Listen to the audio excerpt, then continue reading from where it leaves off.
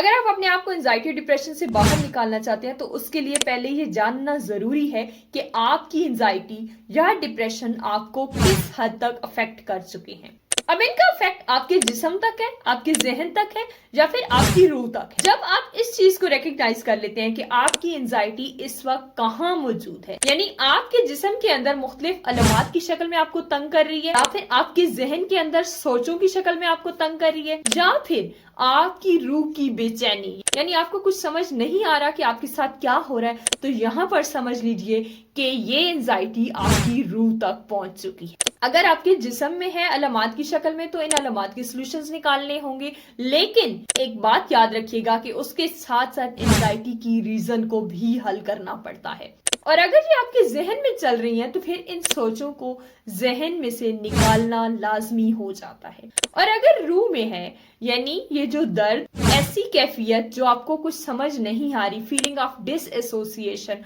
या कुछ ऐसा आपके साथ हो रहा है अनयूजुअल सा जो कि आपके लिए एक्सेप्टेबल नहीं है, तो यहाँ पर आपकी रूह की हीलिंग आपको चाहिए होगी। अब इन तीनों लेवल के ऊपर जब आप अपनी हीलिंग को कंप्लीट कर लेते हैं तो फिर आप खुद को हील कर सकते हैं। तो मेक श्योर करिए कि जब भी आप कहीं से काउंसलिंग लें, जब भी कहीं से आप थेरेपी लें, तो उसके लिए ये ट्रीटमेंट आपके जिस्म, आपके जहन और आपकी रूह, इन तीनों के साथ शामिल होना लाजमी है, क्योंकि आप पैकेज हैं जिस्म, जहन और रूह का।